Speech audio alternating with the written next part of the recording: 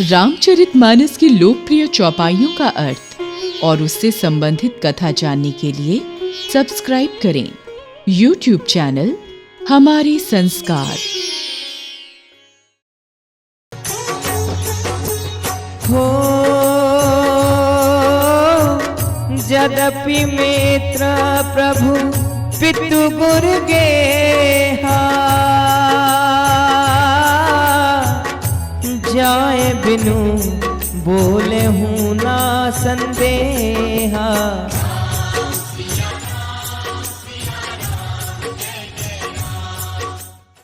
यह चौपाई बालकांड में दोहा क्रमांक 61 के बाद आती है।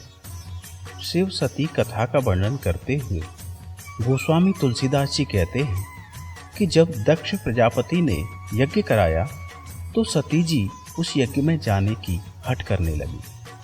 तब भगवान वृषकेतु ने उनको समझाते हुए कहा कि यद्यपि मित्र प्रभु पित गुरु गेहा, जायो बिन बोलेव न संदेहा, तदपि विरोध मान जहाँ कोई, तहाँ गए कल्याण न होई। भगवान शिव और भवानी सती जी की सुंदर कथा का वर्णन इस प्रकार है। शिव सती कथा के प्रथम एपिसोड में मां भवानी ने भगवान राम की परीक्षा लेने के लिए मां सीता का रूप बनाया था। इस कारण भगवान शिव ने उनका त्याग कर दिया। कथा को विस्तार से सुनने के लिए शिव सती कथा का प्रथम एपिसोड जरूर देखें। आगे की कथा इस प्रकार से है। जब वृषकेतु भगवान शिव और मां भवानी वापस कैलाश पर्वत पर आए तो अपनी प्रतिज्ञा याद करके शिव जी बड़ के पेड़ के नीचे पद्मासन लगाकर अखंड और अपार समाधि में लीन हो गए। इधर सती जी के मन में बड़ा भारी दुख हुआ कि उन्होंने श्री रघुनाथ जी का अपमान किया और पति के वचनों को झूठ जाना। उसके फलस्वरूप विधाता ने मुझे शंकर जी से विमुख कर दिया।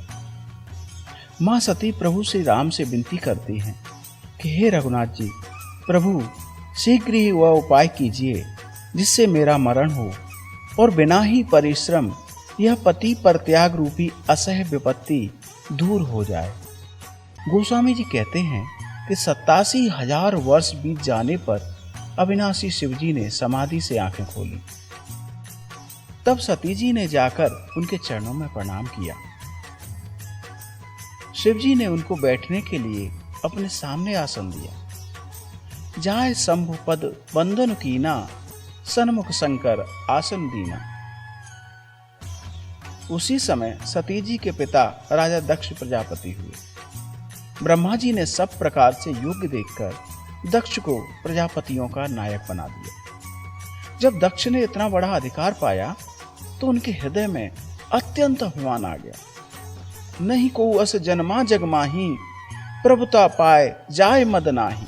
गोस्वामी जी कहते हैं कि जगत में ऐसा कोई पैदा नहीं हुआ जिसको प्रभुता या पद पाकर अहंकार ना हुआ हो। प्रजापति दक्ष समस्त श्रेष्ठ मुनियों को बुलाकर बड़ा यज्ञ करने लगे।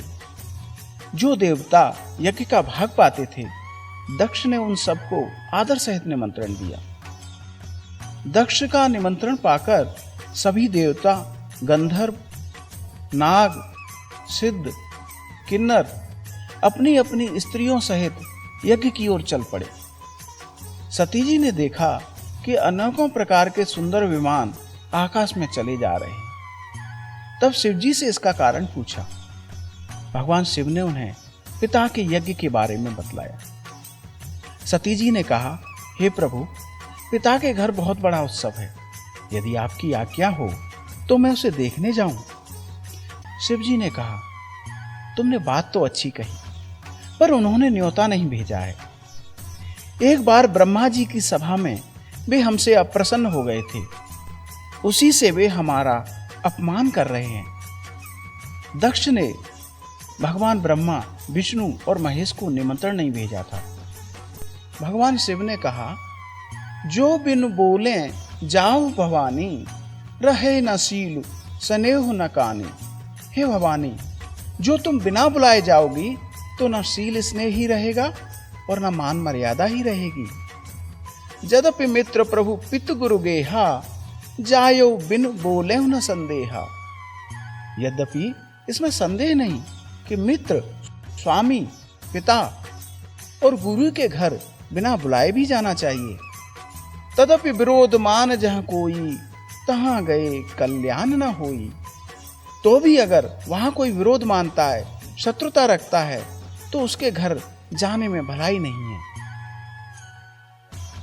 इस प्रकार शिवजी ने बहुत प्रकार से समझाया, किंतु जब सती जी किसी प्रकार से नहीं रुकी, तब महादेव जी ने अपने मुख्य गणों को साथ देकर उनको विदा कर दिया। जब भवानी जी पिता दक्ष के घर पहुंची, तो दक्ष के डर से किसी ने भी उनका स्वागत सत्कार नहीं किया। केवल एक माता ही आदर से मिली और बहनों ने तो उनसे कुटिल मुस्कान के साथ भेंट की। दक्ष ने तो उनकी कुशल तक नहीं पूछी। सती जी को देखकर उनके हृदय में आग लग गई।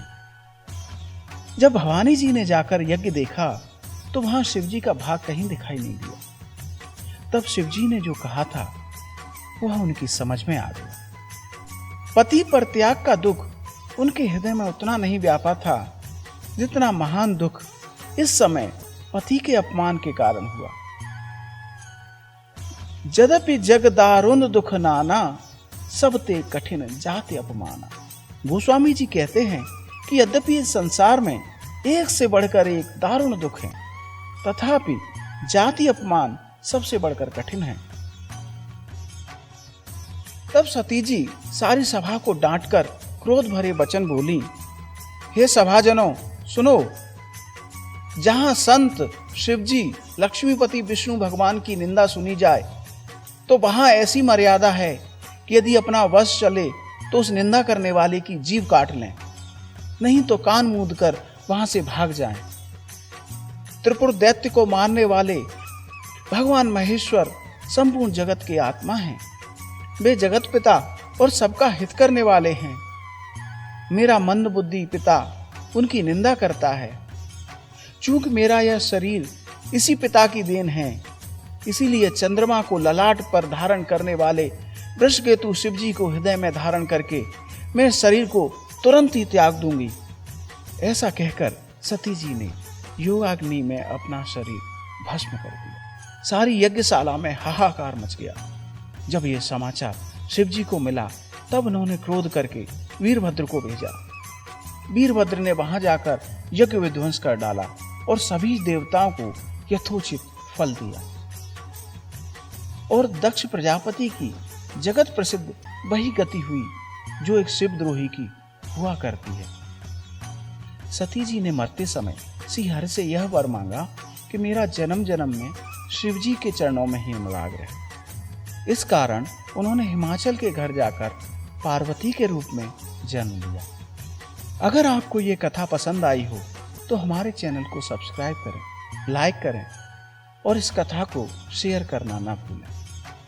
जय श्री राम।